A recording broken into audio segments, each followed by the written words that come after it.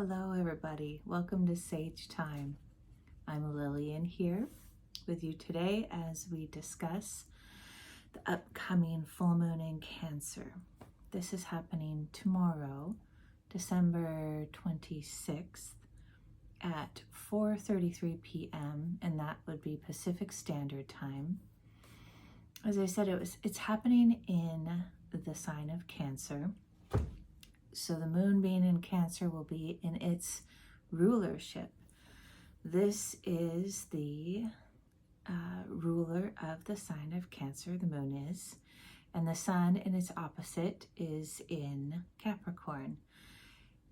Now, I really am looking forward to discussing tomorrow's full moon because I want to also talk about the bigger cycle of its influence, and more so I want to feel into it together with you and share that opening to how we each may enter the shared wisdom of the moon in Cancer with the sun in Capricorn as an internal experience. I mean, really, what better full moon to less than verbally teach and more so express as a demonstration and an experience. So to do this, we're having a bit of tea and incense. Well, not incense, it's Palo Santo. So it's actually a piece of the Palo Santo. It's Palo Santo. Now I can't say. Funny how once I start doing these readings, I don't always get words correctly. All right, so here we go. Palo Santo is a very sacred and wonderful medicinal plant, tree bark, and I'm actually not focusing on that today. I do want it to bring it in as a participant to today's discussion on the moon, but quietly in the background. And I have a feeling there's some really important reasons for that for all of us. The herb that I was directed to over and over again for today's video is Mugwort. Many of you know about it. It has I'll leave the lid on. It has the leaves and the stems a little bit are what used, and you can see the leaves have this lovely, fluffy, when they're fresh, texture to it, much like red raspberry leaf. And so we'll be having some mugwort tea. And if you have mugwort, fantastic. If you don't, I want to discuss alongside today's moon and accompanying transits mugwort as an herb at the end of this video, and touch base with each of you a little bit on how to connect with the plant's medicine even when you don't have access to it. So I've got my handy dandy little mini tea pot. Here I've got a scoop of mugwort and a scoop of spearmint to add some flavor that I've been steeping. I also had a cup earlier today and was scrying the little sediment at the bottom of the cup. That is another wonderful way to connect with an herb when consuming it. And in doing so, the first step of a process is getting consciously present and in presence awareness within the body. I always anchor in the heart and let things move from there. And I like to breathe in the herb before I even put it in for steeping, before applying the water. And I connect with the herb and I give thanks to the ancestors of Mugwort, all the lineages through all the time, through all space, through all the dimensions, of every molecule and constituent and particle and subparticle that contributed to the creation of every leaf in my tea today. So when you think about that, that is everything, everywhere, all the time, throughout all time and space. And it's a wonderful way to give and experience and connect in the agreement of gratitude with everything. And when we do that, it comes back. Of course, it's a connection. It's a shared agreement of grace and graciousness and appreciation.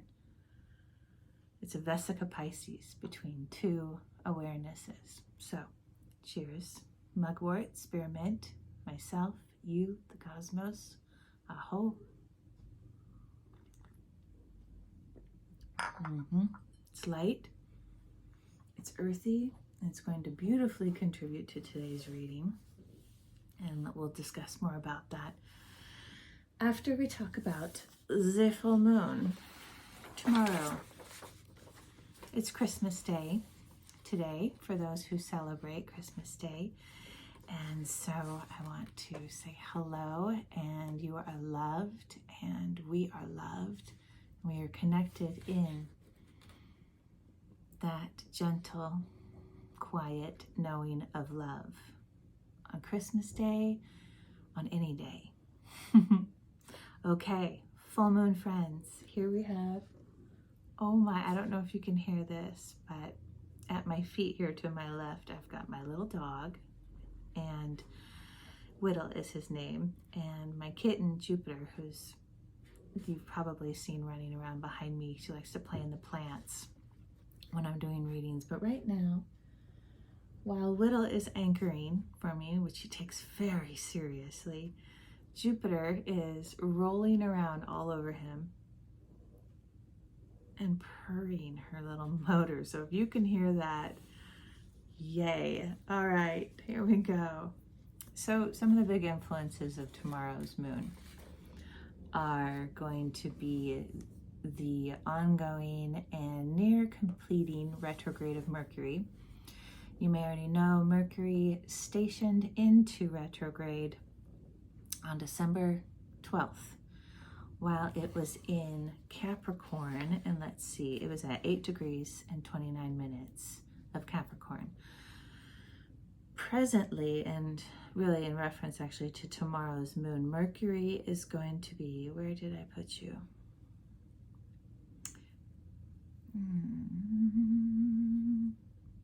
Around 24 degrees and 22 minutes, I believe. Yeah. And the reason why Mercury is one of the big highlighters is because it's conjunct Mars in Sagittarius during the full moon tomorrow, right around that 24 degree mark. And Mars has been doing a dance with the sun through Sagittarius this last few weeks, and when Mercury went into retrograde, and that has really played a big role in the collective fiery snapdragon energies that we're feeling. Hold on, something just, yeah. And most of the time, that firecracker, heat, igniting, quick temper sort of thing, especially with a bit of a bladed tongue, can be present. It's a bit more gentle on the surface, but it comes with some really big dips and bumps. And one of the things that contributes to that is the moon's movements. Of course, the other transits too, but the moon moves really quickly. So here, when we have the moon in its own position at 4 degrees, and the sun opposite now in Capricorn at 4 degrees, we had this conversation between the sun that's been working close with Mars and Mercury who's been now in retrograde through the earthy signs of Capricorn and now through the fiery distal sign of Sagittarius, just now completing its retrograde motion over the the galactic center at the 27-28 degree mark of Sagittarius. So there's some really big influences. Influences of things that come to mind are divine, that's a big word. It's not this dramatic, but divine cataclysmic communication.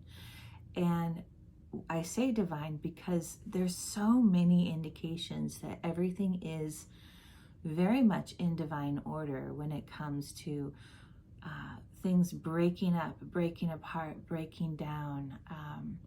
And it's quick because we have these personal planets. We have Mars and Mercury and the moon and even the sun involved. And these move really relatively quickly through the signs.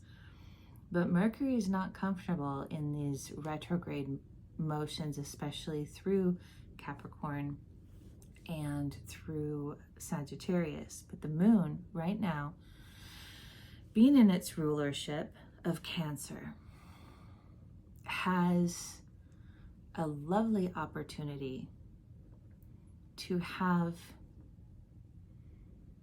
both a personal within you, a personal sovereignty, agency of how these things are, these external and internal influences are going to affect you, how you navigate and move through it at a softer ebb and flow of your emotional world by bringing in the consciousness more. When we bring in our consciousness more into the influence of archetypes and elements and signs, we can raise the octave from the more shadowy or rote, maybe even primal would be a word, reactionary ways of approaching things into that higher octave of what consciousness can offer. And when I say that, that's really from a place that doesn't involve thinking it through, figuring it out.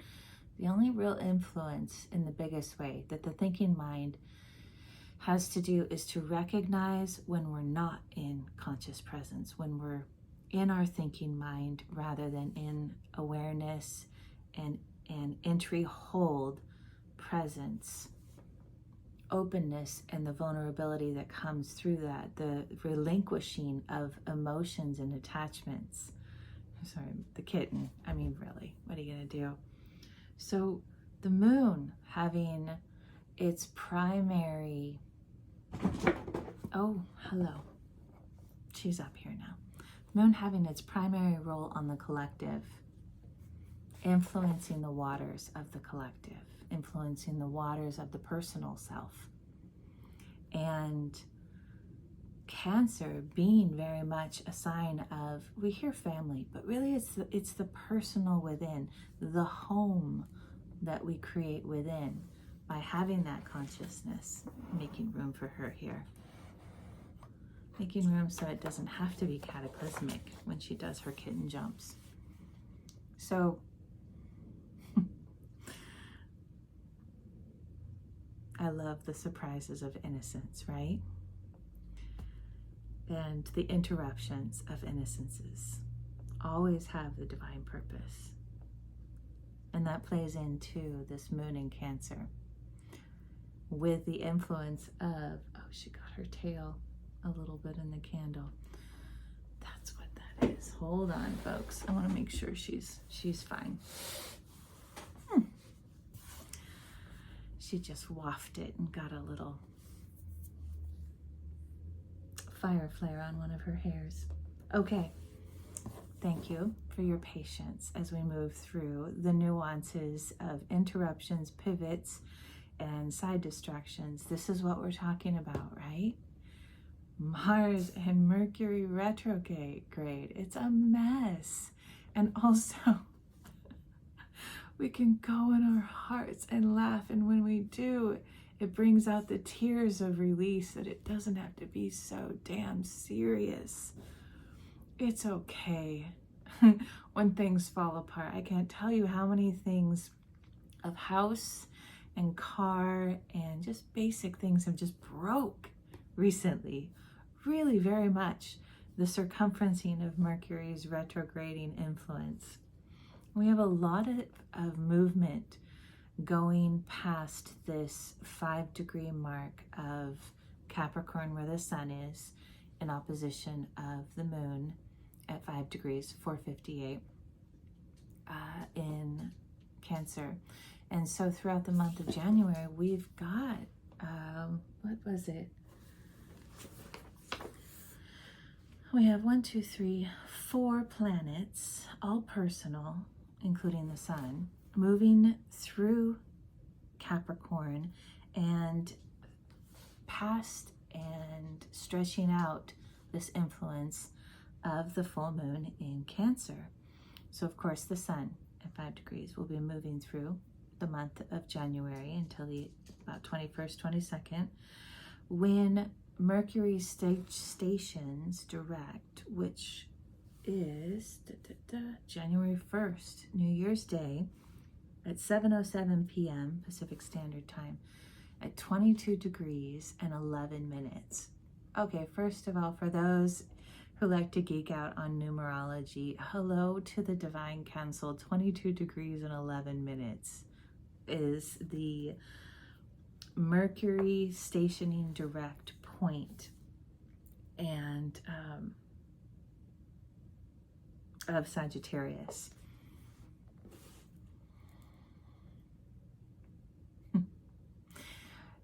I mean, that's basically putting in bold a title at the top of the caption saying the highest influencing wisdoms and watchers, the council of alls, of nons, of loves, and whatevers, they're all present. It's all divine.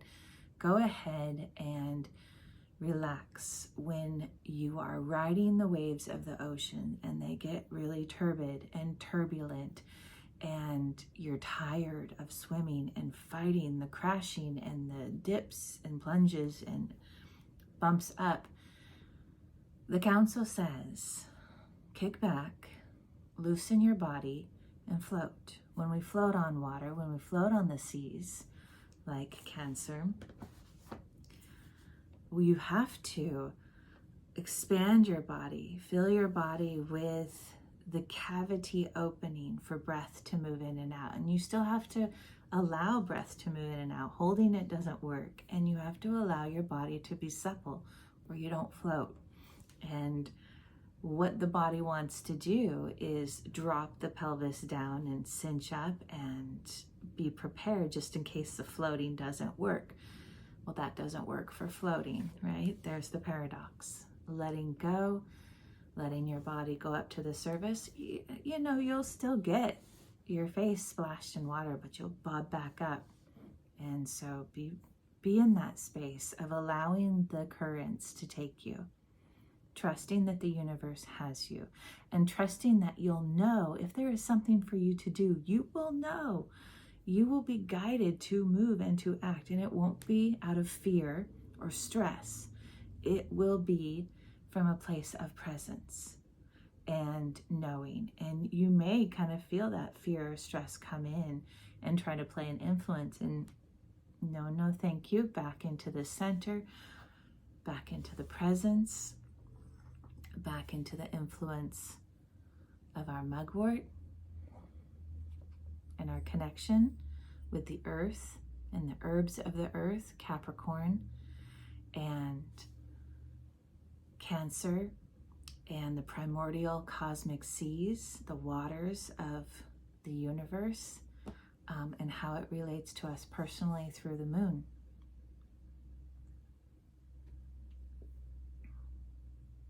Right? We have some other players that are talking about in astrology that are talking about this same thing. One of the big ones that's coming in a faded way is during the full moon, Venus in Scorpio is in a powerful trine. She'll be moving out of it just a little bit with Neptune in Pisces.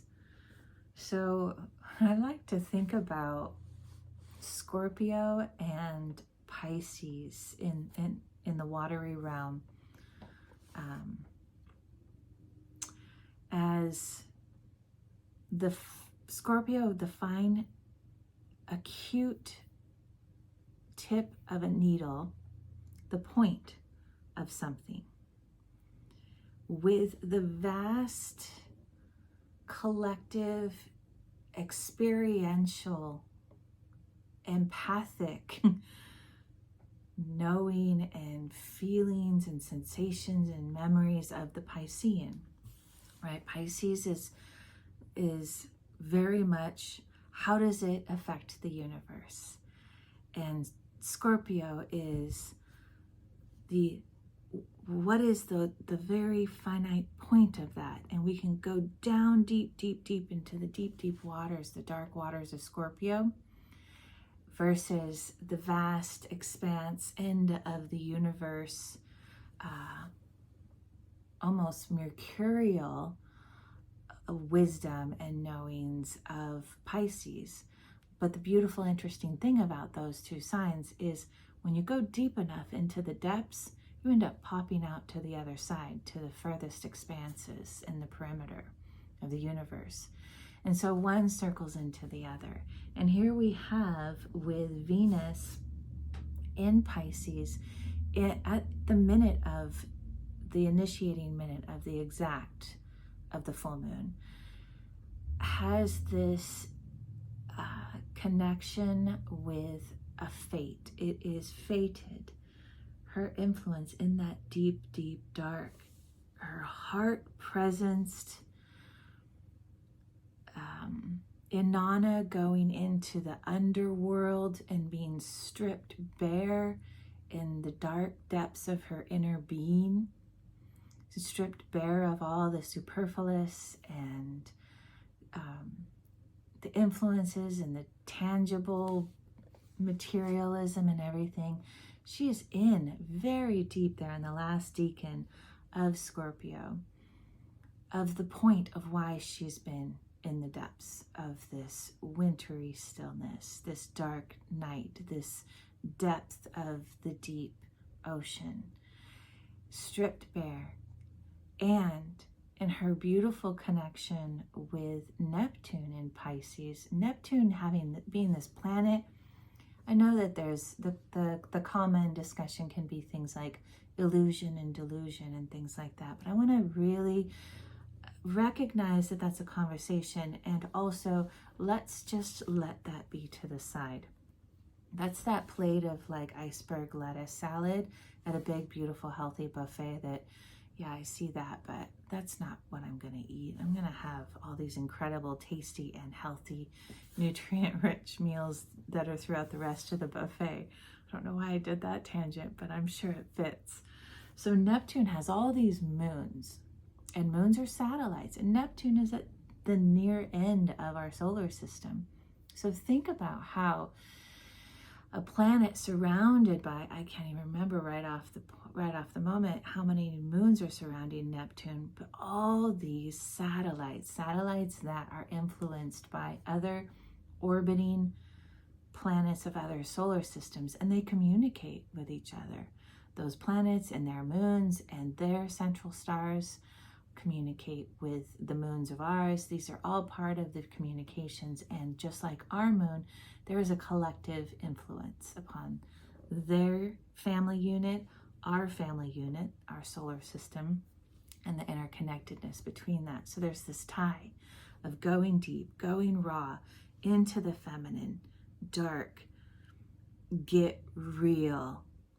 It's not all la la la, and it's not a pity party. It's just simply let's get real. And there's a conversation at that level that's so true and authentic, and connecting with other planets in other solar systems. So there, and that's that Piscean grand scheme of things. So we can look at it also in the sense of not just within, so without, but we are multitudes, and we are multidimensional multitudes, and we transit across solar systems, and on and on and on. I mean, this discussion, we could sit around and have tea, myself and you and all of you and have this discussion, I feel, for hours and hours and never run out of things to say. Imagine that, cozied up by a fireplace. So this is the fated influence of Venus in a trine while she's in Scorpio with Neptune in Pisces at the time of this full moon. And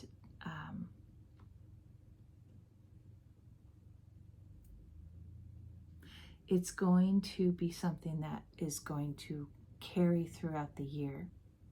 And when she transits over Neptune in Pisces in a number of months down the road through this year, don't have the date, we're going to see some of these results that if you aren't tuned in to what's happening today, tomorrow, the next couple of days after the full moon, and how what I just discussed is ebbing and flowing your recognition, your empathy, your high sensitivity and intuition that you are connecting and allowing to be elevated and increased and refined.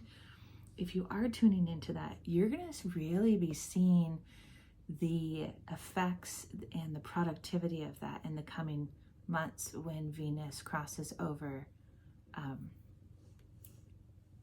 Neptune's path again while it's in Pisces together.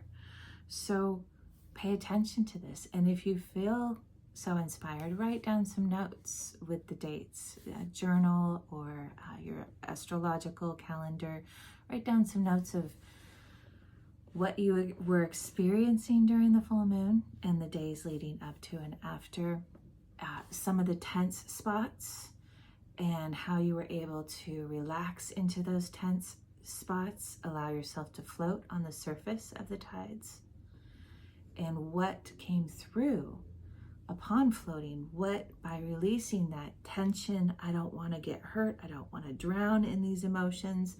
When you let that go and lend to the knowing that you are an infinite and an eternal being, quite literally and seriously, while also being a incarnate form of interplay and connection with a field around you that we call the regular reality. So you have these different abilities to move and cross over and come back to, and over time create a refined skill of being able to be in more than one of these awarenesses and consciousnesses, not just the internal, not simply the common reality, and not so far off in the edge of the cosmos that you feel like you can't find a way to anchor into the regular world. Those three and everything in between can be intertwined and converged without throwing us into such an extreme cognitive dissonance that we don't have a grasp on the truth of who we are. And one of the great ways to call in that truth and practice experiencing that is to simply call in. I call in the truth of my higher self. When I am lost and drowning and there's too much going on with collective consciousness and ups and downs and everything else that I'm sensitive to, I remember a couple of key things, key words, key phrases. Of course, one being the proclamation of my I am as love. That gives me my first touchstone.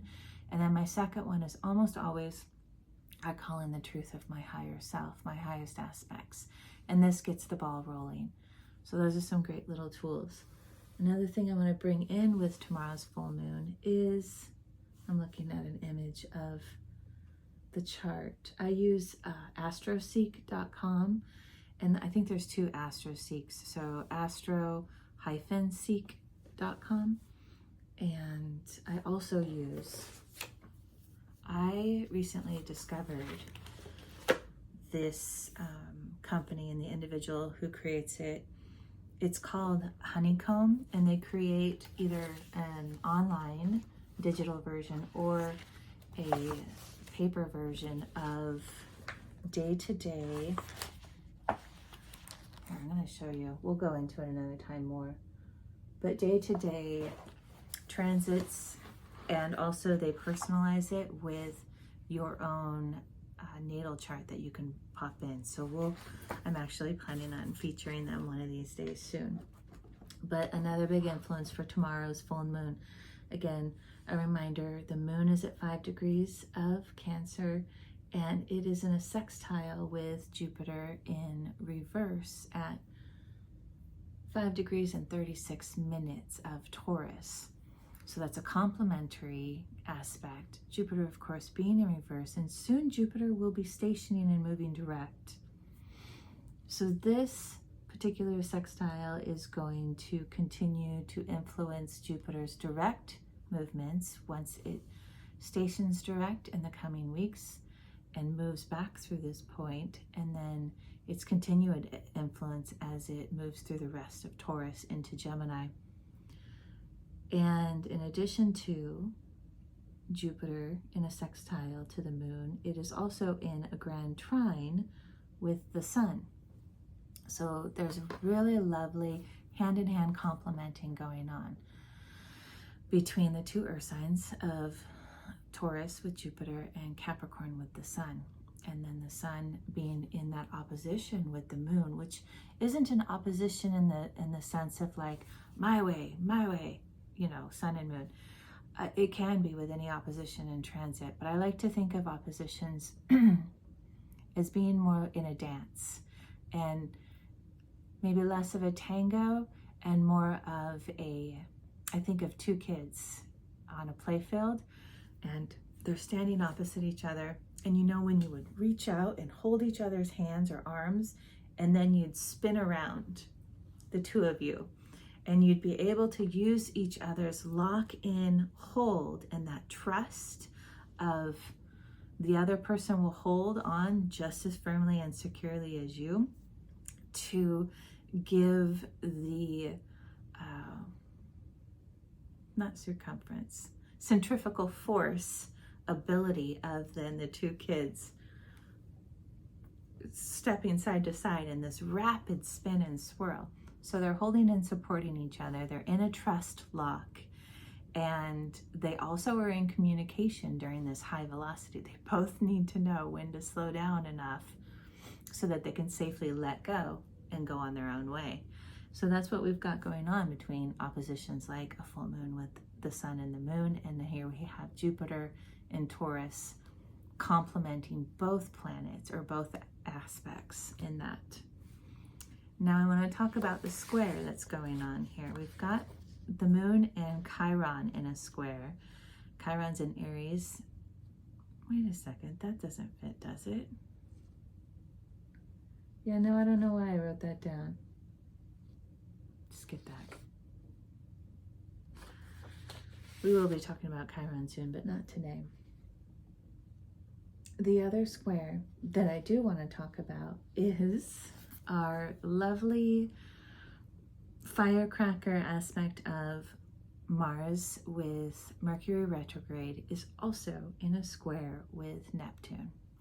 So we've got Venus in that beautiful, powerful trine, and then we've got the counterpart masculine Mars with Mercury all in a tether in its reverse confuzzliness alongside of Mars, and they're squaring on Neptune. Now here's where we can start seeing some of the temptations, but also habitual reactivity circumstances, old patterns of reactivity that you've moved through, but are coming back around and saying, are you sure that you're not going to react to this? So this is a wonderful opportunity to be in awares of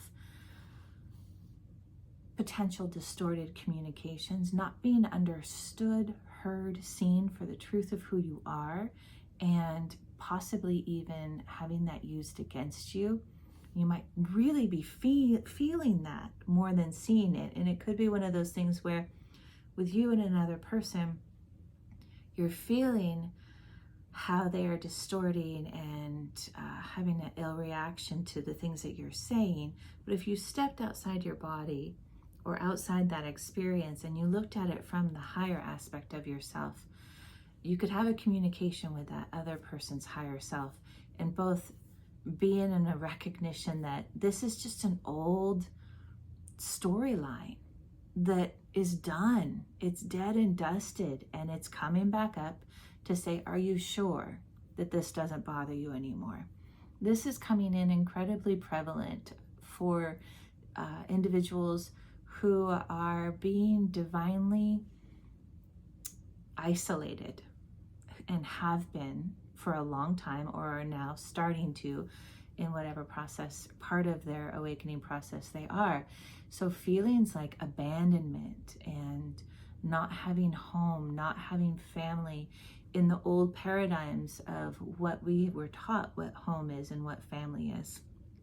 And having that feeling of being shut out and shoved out and not having a place in the world, and then looking at it from the higher aspect of, oh, thank goodness, because it's not that you don't need family in the conventional sense. It's not that you don't need a sense of home in the conventional sense. It's because your higher aspects are really firmly guiding you to implement the knowing of home is within. That sacred, comfort, cozy feeling of home and family exists within so much more potently and so much more healthfully that it allows an incredible amount of liberation and movement. And in the world and throughout where consciousness can take us, because the more we liberate ourselves from the confines of a paradigm of common reality, family and home and security, the more we liberate ourselves from that paradigm, from that narrative, we start experiencing more and more openings to experiencing transdimensional and multiple timeline engagements with what we could call the family of the cosmos. And sure, for many this sounds like science fiction, the stuff of great fiction literature. And yeah, it is. Often these authors were channeling, quite honestly, setting a paradigm, an image and a outline or blueprint for people to start to get used to feeling and experiencing. Because in truth, it is the delusion.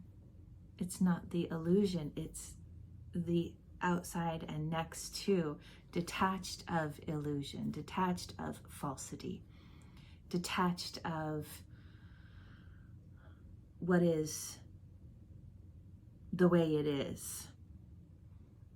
And by doing that, allowing for everything else to come in, and it can be a floodgate experience.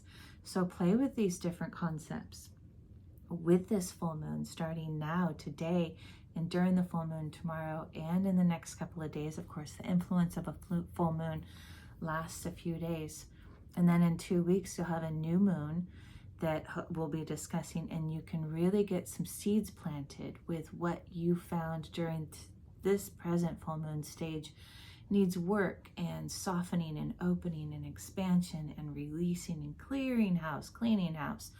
We're not just talking about spring cleaning here, folks. We're doing some serious winter deep digging in the grout with the old toothbrush and some grit. We're cleaning out the nooks and crannies and creating space so we can totally start new and do it in a way that's not just renewed of the old way. And not something that we're thinking of and creating in our mind. It's something that we're letting go of attachment to, knowing and allowing the influences of our higher aspects and our guides to fill in. And we'll know it's true and we know it's right because it'll feel it in our hearts. It'll feel clean and clear and open and fluid, and the waters of the seas will start to lull and smooth out, and we'll be able to float or continue our floating in a way that now feels like a lazy river float. Okay? So I think those are the big points of tomorrow's full moon. Of course, check your natal chart, check your transits, see what else is going on and what's influencing you. I know I've got some really big, fantastic transits that are both feeling a little earth-shattering nervous. So I sit with that nervousness and I take a breath and allow my breath to feel where the tension spots are within my physical body and my energetic body. And then I exhale and allow those knotted twine areas to unravel.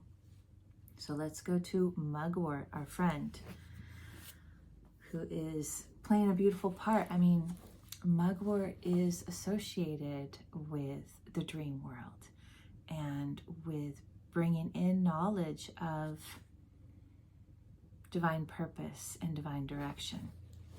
So I don't know if I actually thought of that necessarily when I didn't choose Mugwort today. Mugwort chose me, and then I ignored it because I thought, I don't want tea, Mugwort tea, and it just kept choosing me. Palo Santo. So I'm not going to read this whole bit on the technicalities of mugworts. This is from Medical Herbalism by David Hoffmann and some other people's letter abbreviations. The Latin name for mugwort is Artemisia vulgaris, L being the subspecies. Mugwort is part of the Asteraceae family. Something to know is if people can have allergic-like or high sensitivity, reactivity to mugwort if they have issues with other herbs and plants of the Asteraceae family. So if you're not familiar with that, it is something to look into. A couple other things on the scientific level, and then we'll go into the magic and the mysticism. Very Neptune. So mugwort, its most potent, or most of its most potent constituents are volatile, which means that when they get hot, they will evaporate into the air. So having either your tea ball in your teacup and putting a lid on top of the teacup while it steeps, and then allowing that to drip back into the tea water, or having something like this where you can keep a lid, so all these constituents that are rising up with the volatility of it, they don't disperse into the air and they end up condensating and going back into my tea water.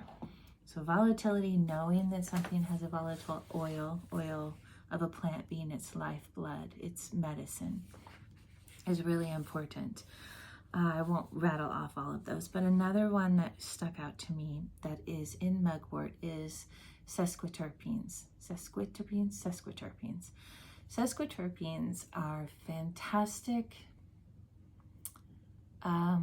They have been known to have these antidepressant qualities to them, especially through the olfactory system, which, as we know, is the fastest route into the memory system and has a great ability to co-create with you, rewiring memory associations. So sesquiterpenes, are one of the big, to me it is the big factor when we go into an evergreen forest. Evergreens, pines and cedar and all those incredible tall majestic trees of our forests just emanate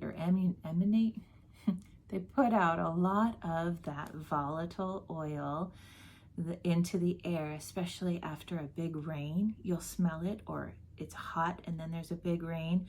That's a great way to expose and release those volatile oils of the evergreen needles and cedar leaves. And they had this beautiful effect on, I believe It's probably working with dopamine levels. Don't quote me on that. I didn't come prepared to look up sesquiterpenes, but that's a big part of mugwort.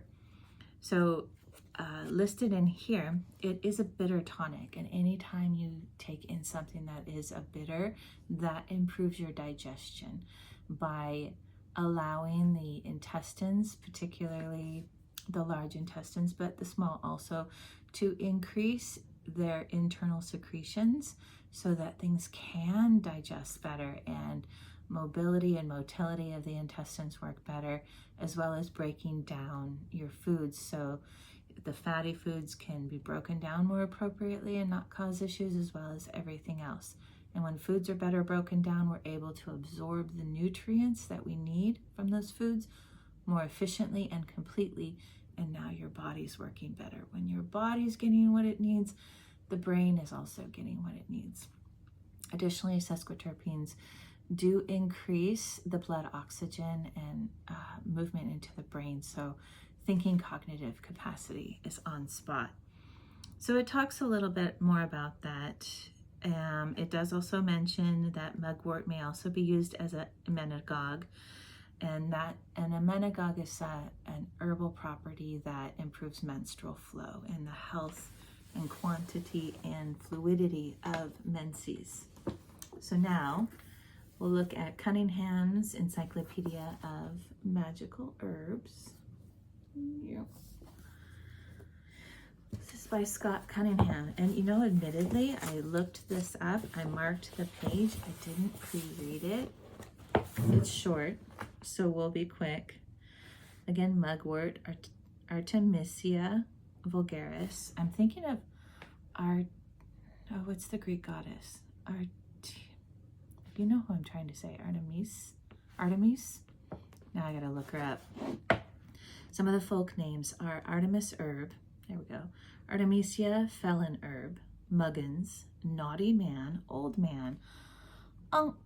Uncle Henry, sailor's tobacco, and St. John's plant. It's not to be confused with St. John's wort. And the gender of mugwort is feminine. The planet associated with mugwort is Venus. And here we have Venus in Scorpio and that big, beautiful trine with Neptune. Hello. And mugwort has those. We've talked about that. The deities, Artemis and Diana.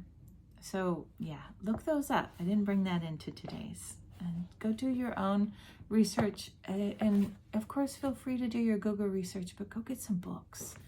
That's really where you're not going to get the regurgitated copy and paste and people adding their own, that way you can really feel into it more.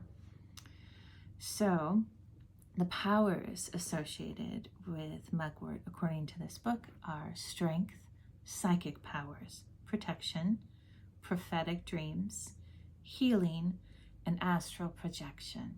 Okay, so we all just talked about that. Magical uses. Place mugwort in the shoes to gain strength during long walks or runs. I didn't know that. For this purpose, pick mugwort before sunrise, saying, Tolam te Artemisia ne lasas sim invia. A pillow stuffed with mugwort and slept upon will produce prophetic dreams. I did know that. Mugwort is also burned with sandalwood or wormwood during scrying rituals. Scry with your tea with simply mugwort alone and a hint of spearmint for flavor. Okay, during scrying rituals, and a mugwort infusion is drunk, sweetened with honey, before divination. Well, see, we had this all figured out. The infusion is also used to wash crystal balls and magic mirrors, and mugwort leaves are placed around the base of the ball or beneath it to aid in psychic workings. And I can't emphasize enough that when we do those kinds of things, to do them without heart-conscious, quantum connected, infused connection of the self and our consciousness with the plant and honoring its lineage and its ancestors, we're simply just putting leaves under a crystal ball or putting leaves in a tea. Now, there, of course, are chemical compounds that are affecting us, but when there's that conscious connection with the herb, with its ancestry, with its energy and essence that it was as a plant, as that individual plant or many plants in the case of a tea, connecting with that and giving it gratitude is creating a coexisting field of reverence. And you know, when there is reverence, there is a amplitude and a reciprocity that is just really kicked up to 11. So make sure that that is a part of, at the very least, things like your tea rituals. And truly, my goal is to work with you here on this channel and beyond in making that pace and that interconnectivity and that co-communication and connectivity a part of your everything. And I want to really work with each one of you in a journey that shows you that when that is occurring, everything else comes into place. And I'm getting teary again. My goodness, it is so powerful and such a beautiful experience. And once you touch on it, to me, it's the only way to live, quite honestly. So, and you'll want to continue to practice it and continue to improve it, because that's what takes care of all the other business that we have gotten caught up into in the common reality structures. So, last couple of sentences here, I think. Okay. Now, this is what the book says. When carrying mugwort, you cannot be harmed by poison, wild beasts, or sunstroke, according to ancient tradition. In a building, mugwort prevents elves and evil things from entering, and bunches of mugwort are used in Japan by the Ainus to exorcise spirits of disease who are thought to hate the odor. In China, it is hung over doors to keep evil spirits from buildings. Mugwort is also carried to increase lust and fertility, to prevent backache, and to cure disease and madness. Placed next to the bed, it aids in achieving astral projection. So that is our friend Mugwort, or a brief of our friend Mugwort. And what I'd like to do is encourage you to take Mugwort if you have it on hand. And if you don't, you can even find an image either in a book or online of the mugwort plant. And you can look at that image, close the book, turn off the computer after looking at the image, and then within your mind's eye, connect with that plant. Connect with your heart, connecting with the plant. And rather than probing where its mystical and mythical and protective and so forth properties are, connect with it and open to it and say your thanks and gratitudes and express your reverences, and in that connection you'll feel it. And then ask its permission to share with you what more there is, because there's these books can only, and any website or me or anybody can only say so much. But when you connect with it, there'll be an experience and layers of experience of wisdom and information that words cannot articulate. And it will be so personal to you and the plant and the cosmos that collectively created that very plant you are connecting with. Let that be a beautiful experience to imbibe in over this full moon that's tomorrow. And if you choose, and if you made it to the end of this very long video, but totally worth it, I would love to hear your experience or your intentions if you haven't yet, or simply hello and let me know you're here. So thank you, my friends. Blessed full moon and much love to all.